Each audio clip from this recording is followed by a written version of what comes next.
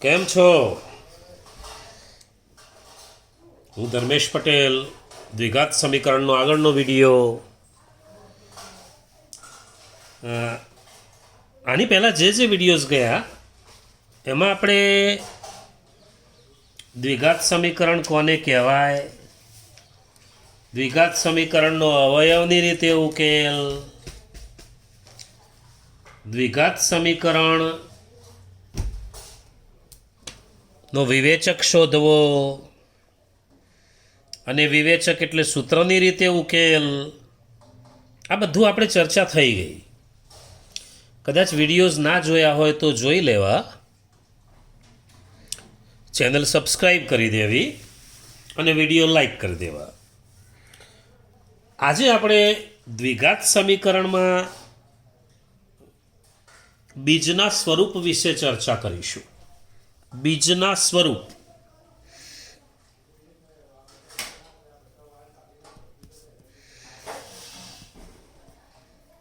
તો બીજના સ્વરૂપ વિશે જે ચર્ચા કરીએ એ વિવેચકના આધારે કરીશું. વિવેચકના આધારે. વિવેચક એટલે ડી. ડીનું સૂત્ર આપણને ખબર છે કે દ્વિઘાત સમીકરણ આવું હોય, દ્વિઘાત સમીકરણ ax વર્ગ વત્તા bx વત્તા c બરાબર 0, જ્યાં a નોટ ઇક્વલ ટુ 0. આ શરત છે એની. આ વ્યાપક સ્વરૂપ છે. તો દ્વિઘાત સમીકરણ ax square plus bx plus c બરાબર 0 એ વ્યાપક સ્વરૂપ. શરત a નોટ ઇક્વલ ટુ 0. આમાં ડી શોધીએ. વિવેચક ડી. તો વિવેચક ડી એટલે બી સ્ક્વેર માઇનસ 4ac. અને ડી ઉપરથી આપણે ચર્ચા કરવી છે કે બીજનું સ્વરૂપ કેવું હોઈ શકે. જુઓ, ડી એટલે બી સ્ક્વેર માઇનસ 4ac. હવે ડીને આપણે વિવેચક કહીએ છીએ. પહેલી વાત,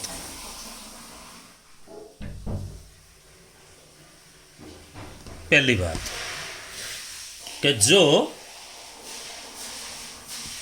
D greater than 0, greater than 0 એટલે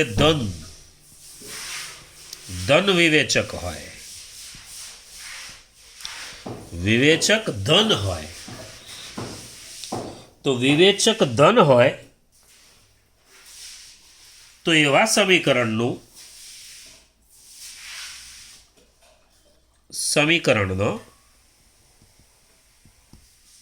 બંને બીજ વાસ્તવિક અને ભિન્ન હોય.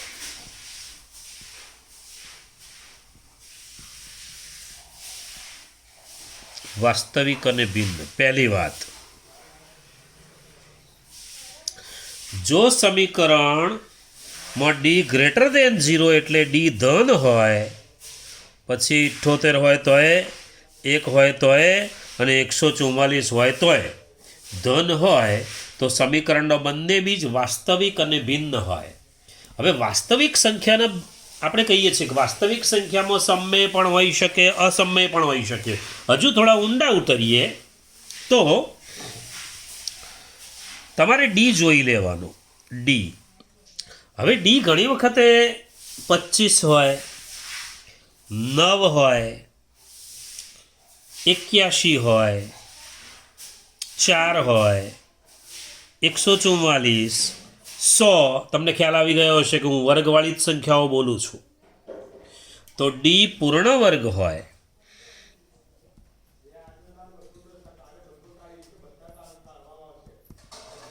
ડી પૂર્ણ વર્ગ એટલે વર્ગવાળી સંખ્યા કોઈ હમણાં બોલ્યો એ પ્રમાણેની હોય. તો ડી પૂર્ણ વર્ગ હોય તથા એબીસી સમમેય હોય. એબીસી સમમેય હોય.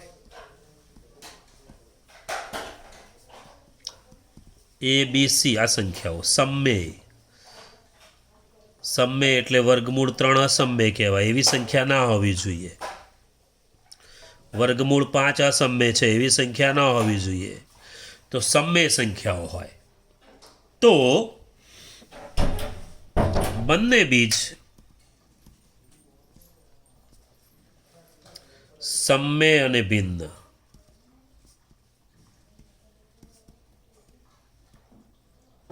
સમય અને ભિન્ન. આપણે એક વાત યાદ રાખવાની, એબીસીમાંથી કોઈ અસમય હોય તો બીજ અસમય જ આવશે. આ તો એબીસી સમય હોય તો વાત છે. લખીએ આગળ. ડી પૂર્ણ વર્ગ ન હોય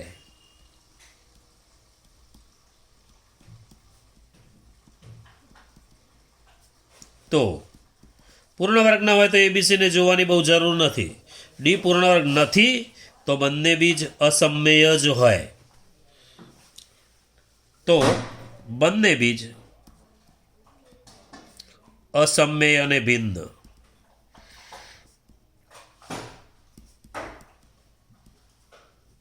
અસમય અને ભિન્ન.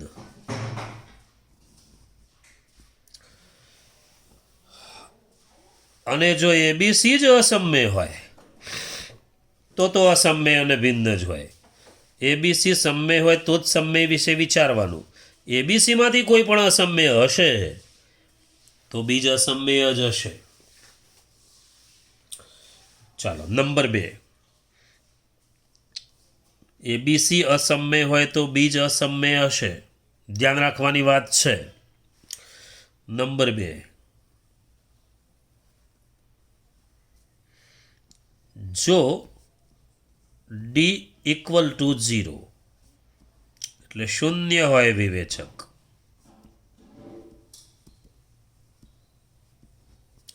શૂન્ય હોય વિવેચક શૂન્ય હોય. હવે વિવેચક શૂન્ય હોય તો સમીકરણના બંને બીજ વાસ્તવિક અને સમાન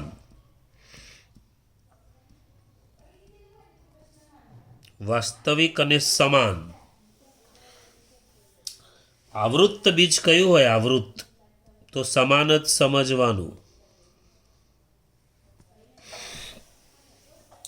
એમ કે સમીકરણને એક જ બીજ છે આવું કોઈ વખત શબ્દ વાપરે તો પણ આ જ સમજવાનું છે આપણે. પણ હાલ તમારે વાસ્તવિક અને સમાન એટલું જોવાનું છે. સમાન એટલે એના એ જ હોય એટલે એક જ એટલા માટે લખ્યું હોય. તો વાસ્તવિક અને સમાન સમીકરણના બંને બીજ વાસ્તવિક અને સમાન હવે ડી તો 0 છે એટલે પૂર્ણ વર્ગ ગણી જ લઈએ એને. 0 નો વર્ગ 0 એમ માન લઈએ આપણે, બરાબર. ચાલો, એટલે ડી પૂર્ણ વર્ગનો કોઈ પ્રશ્ન નથી. પણ એબીસી માંથી જોવાનું, જો એબીસી અસમય હશે તો બીજ અસમય જ હશે. એબીસી અસમય હોય તો બીજ અસમય લખાય, નહીં તો સમય લખાય. એટલે જો એબીસી સમય હોય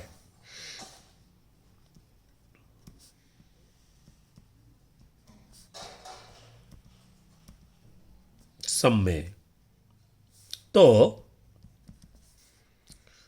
બંને બીજ સમય અને સમાન લખાય. અને મેં તમને પહેલાં કહ્યું તે બરાબર યાદ રાખવાનું છે કે એબીસી જ અસમાન હોય તો બીજને અસમય જ લખવું. એબીસી જ અસમય હોય તો. ચાલો નંબર 3. હા, આમાં એક બીજી વાત, બંને બીજ સમાન હોય તો ડી 0 હોય અને ડી 0 હોય તો બંને બીજ ડી 0 હોય તો બંને બીજની કિંમત ફિક્સ છે -b/2a. ડી 0 જો ડી 0 તો બંને બીજ આવા જ હોય, સમાન તો ખરા જ પણ આવા -b ભાગ્યા 2a, સીધી કિંમત મૂકો એટલે સીધું બીજ મળી જાય, બીજ આવા જ હોય. ચાલો ત્રીજું, જો d <0 એટલે ઋણ વિવેચક હોય,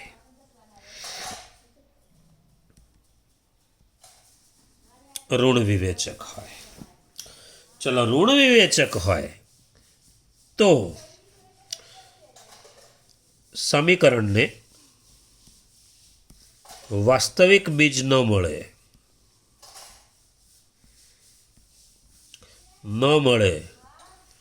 કાં તો વાસ્તવિક બીજનું અસ્તિત્વ નથી, વાસ્તવિક બીજ મળે જ નહીં જો ઋણ વિવેચક હોય તો. અને ફાઇનલી એબીસી જ અસમય હોય, આની વાત નથી, અલગ વાત છે. આ 3 ભાગ પૂરા થઈ ગયા. હવે જો એબીસી અસમય હોય તો બીજ અસમય,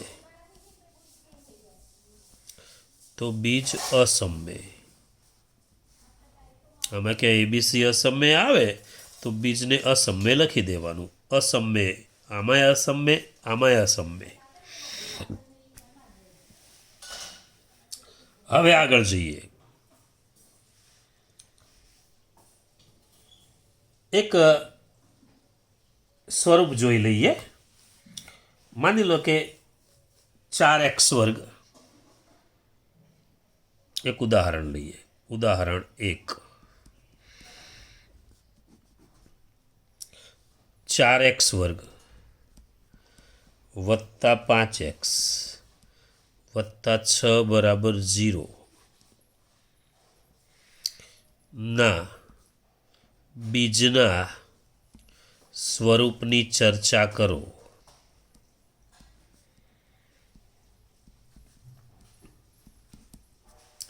ચાલો પહેલા 4x² વત્તા 5x વત્તા 6 બરાબર 0. ચલો એબીસી લખી દઈએ. એ બરાબર 4, બી બરાબર 5, સી બરાબર 6, ડી બરાબર b² -4ac. b² એટલે 5નો વર્ગ -4ac એટલે 5નો વર્ગ 25 -6 ચોક 24 ચોક 96 થશે. 25માંથી 96 જાય તો -71. જુઓ ઋણ આવ્યો ડી. આ ડી <0 છે. ડી <0 હોય તો આ ભાગ આવશે. સમીકરણને વાસ્તવિક બીજ ન મળે, માટે સમીકરણને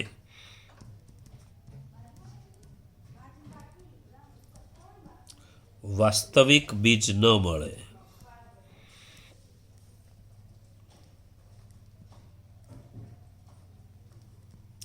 સમીકરણને વાસ્તવિક બીજ મળશે નહીં.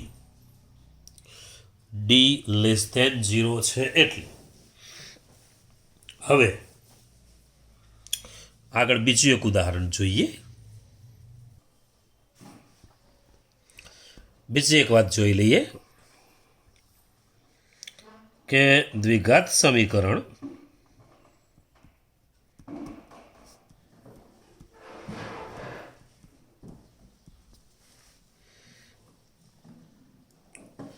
ax² વત્તા bx વત્તા c બરાબર 0, જ્યાં a ≠ 0 આવું હોય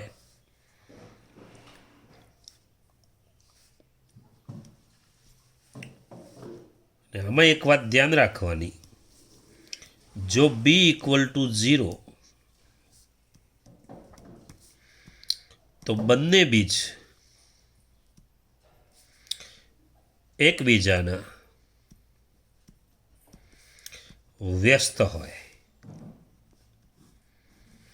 તમને એમ કે બીજ પરસ્પર વ્યસ્ત છે, સોરી, વિરોધી હોય, એકબીજાની વિરોધી સંખ્યાઓ હશે. જો બી બરાબર 0 તો બંને બીજ એકબીજાના વિરોધી હોય. માની લો કે એક બીજ 5 હોય ને બીજું -5 હોય તો વિરોધી થયું, એમાં બી 0 જ હોય. બી ઇક્વલ ટુ 0 તો બંને બીજ એકબીજાના વિરોધી જ હોય. જો એ અને સી સરખા હોય, એ ઇક્વલ ટુ સી, તો બંને બીજ એકબીજાના વ્યસ્ત હોય. તો બંને બીજ એકબીજાના વ્યસ્ત હોય. બે વાત બરાબર મગજમાં ફિટ કરી રાખવાની. ઓબ્જેક્ટિવ પૂછાય છે આના.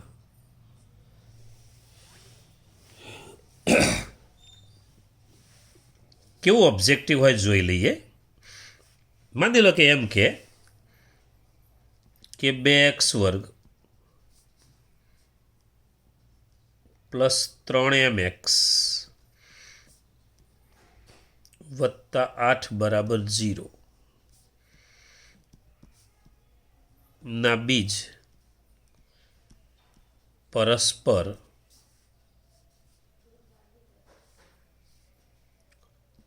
વિરોધી હોય તો એમ શોધો. એક ઉદાહરણ લઈએ આપણે આ બાબતનું. તો 2x² + 3mx + 8 = 0 નો બીજ પરસ્પર વિરોધી છે. હવે જુઓ આમાં એ બરાબર, પહેલાં તો સમીકરણ જુઓ. સમીકરણ ax² + bx + c = 0 સ્વરૂપનું હોવું જોઈએ, પહેલી વાત. હવે જોઈ લઈએ. a બરાબર 2, b બરાબર 3m, c બરાબર 8. બીજ પરસ્પર વિરોધી છે. લખીએ, બીજ પરસ્પર વિરોધી છે.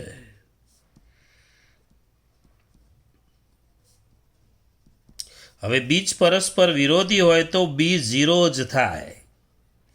બી 0 એટલે 3m = 0. તો એમની કિંમત કેટલી હોય? 0 હોય. એમની કિંમત માગી હોય તો આ પ્રમાણે જવાબ. તમારે ટૂંકમાં એક્સનો સહગુણક જે છે બી, એને 0 લેવાનો છે, એટલે તમને એમની કિંમત મળી જશે. બીજું એક જોઈએ. 3x² - 7x + 2m - 5 ના બીજ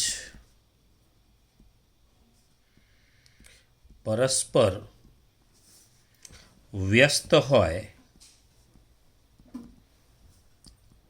તો એમ શોધો. હવે જુઓ, 3x² - 7x + 2m - 5 = 0. જુઓ, પહેલું પદ x² વાળું, બીજું x વાળું, ત્રીજું આખું અચળ પદ ગણાય. આખું અચળ પદ ગણાય.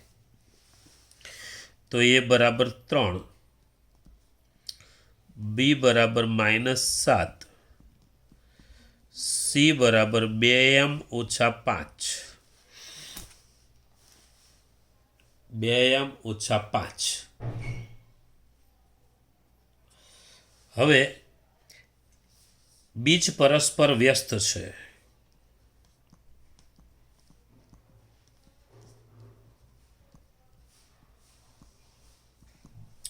બીજ પરસ્પર વ્યસ્ત હોય તો c બરાબર a થાય, કાં તો a બરાબર c થાય, જે લખીએ. a બરાબર c કહો તો c બરાબર a. ચલો, c કેટલો છે?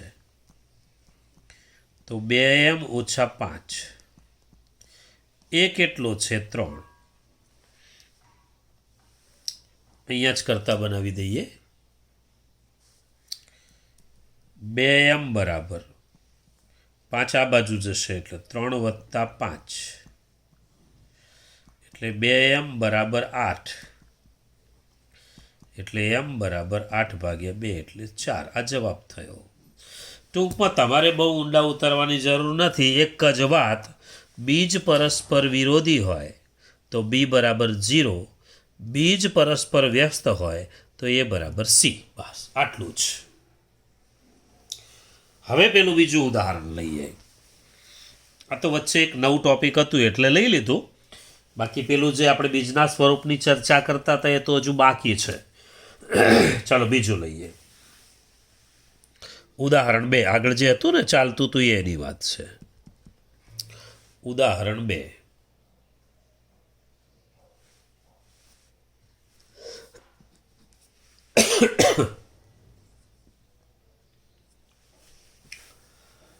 ઉદાહરણ 2 માં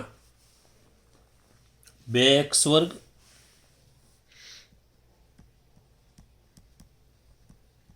ઓછા 8x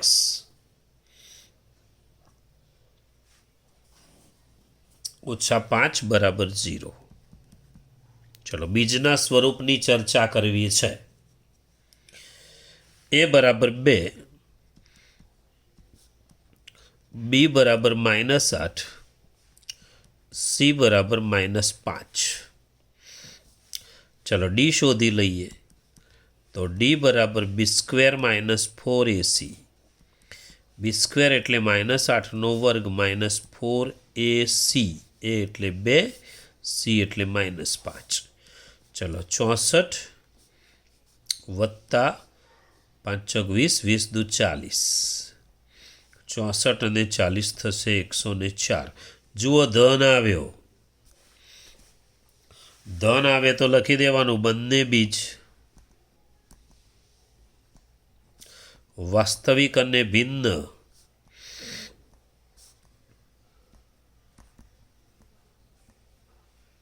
બંને બીજ વાસ્તવિક અને ભિન્ન. એમાંય વાસ્તવિકમાં કેવું તો જોઈ લો ડી કેવો છે, પૂર્ણવર્ગ નથી. જુઓ ડી પૂર્ણવર્ગ નથી, વર્ગવાળી કિંમત નથી. એબીસી તો સમમેય જ છે. એબીસી સમમેય હોય તો બધું સમમેય જ લખાય, અસમય હોય તો અસમય લખાય, પણ ડી પૂર્ણવર્ગ નથી. એટલે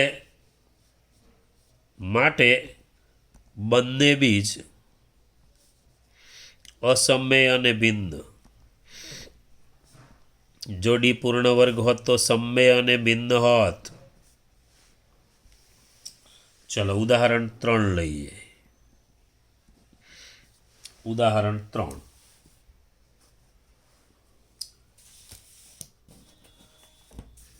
લખીએ.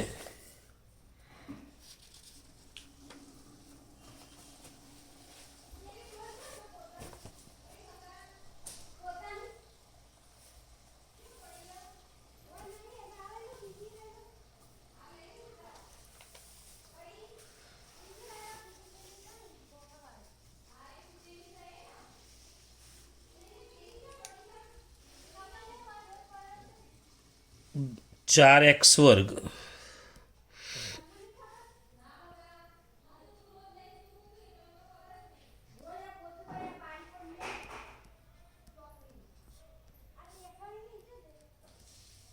બરાબર 0. ચલો a બરાબર 4, b બરાબર -12, c બરાબર 9, d બરાબર b² - 4ac. b² એટલે -12² -4ac. -12² એટલે 144, -9 ચોક 36 × 4 એટલે 144. જુઓ ડી 0 આવ્યો. ડી 0 આવે તો બંને બીજ વાસ્તવિક અને સમાન. ડી 0 છે તો બંને બીજ વાસ્તવિક અને સમાન.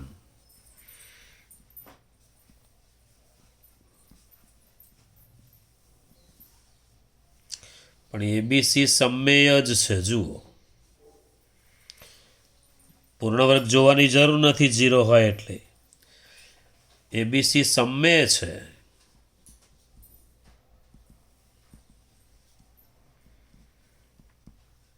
તો બંને બીજ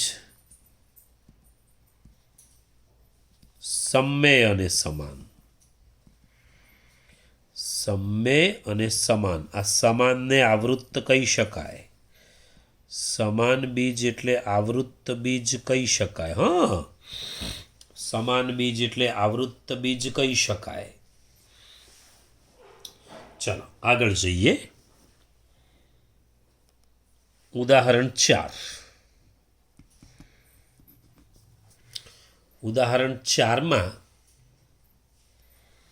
2x²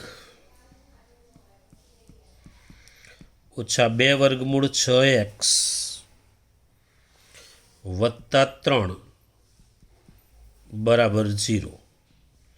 તો a બરાબર 2, b બરાબર -2 વર્ગમૂળ 6 અને c બરાબર 3.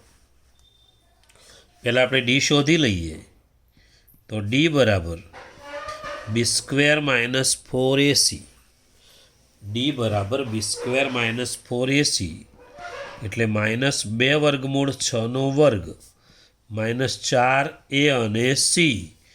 a એટલે 2, c એટલે 3. ચલો 2 વર્ગમૂળ 6નો વર્ગ કેટલો થશે? તો 2નો વર્ગ 4. જોજો 2નો વર્ગ 4 અને વર્ગમૂળ 6નો વર્ગ 6 એટલે 6 ગુણ્યા 4 એટલે 24. -4 તરી 12 દુ 24. ચાલો 0 આવી ગયો. 0 આવી ગયો. બંને બીજ વાસ્તવિક અને સમાન.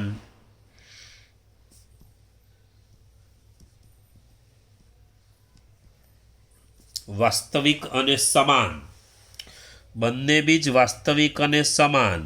હવે ડી તો પૂર્ણ વર્ગનો પ્રશ્ન નથી, પણ જુઓ બી અસમમેય છે.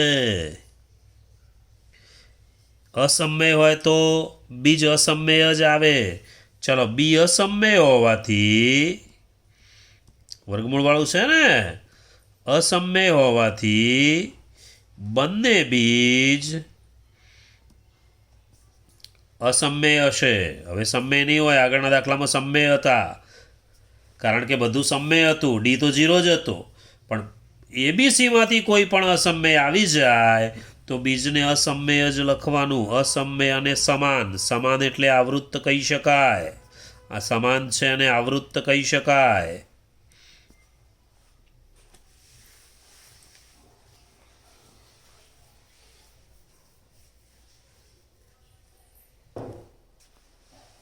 ચલો ઉદાહરણ 5.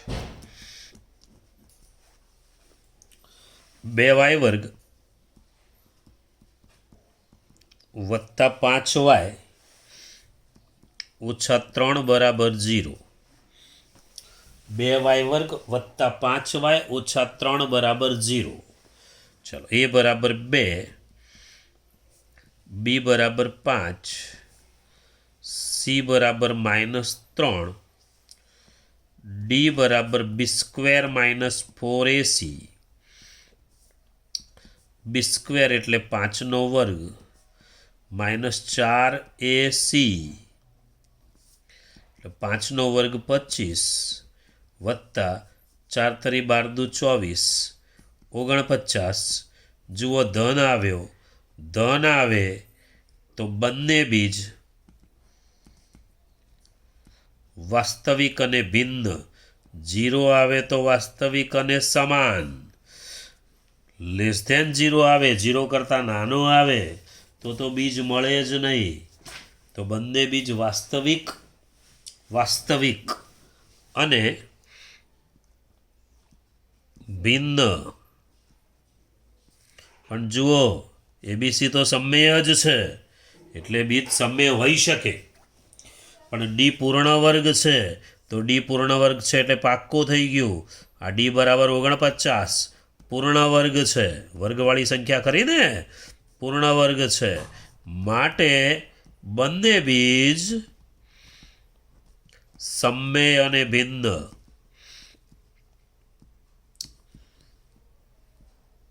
સમમેય અને ભિન્ન, બંને બીજ સમમેય અને ભિન્ન છે.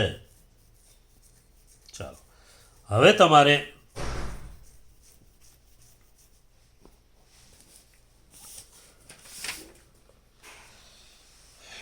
થોડા હોમવર્ક માટે દાખલા જોઈ લઈએ, પ્રેક્ટિસ માટે. બીજના સ્વરૂપની ચર્ચા કરવાની છે. નંબર 1, 9x વર્ગ ઓછા 5x વત્તા 3 બરાબર 0. નંબર 2, 25x વર્ગ વત્તા 10x વત્તા 1 બરાબર 0. 3 નંબર,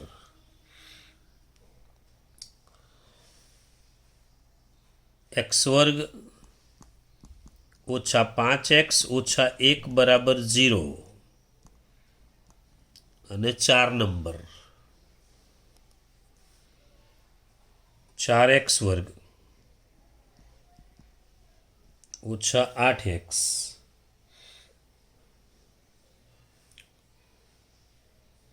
ઓછા 5 બરાબર 0. બસ, તો ફરી મળીશું. અત્યારે રજા લઈએ.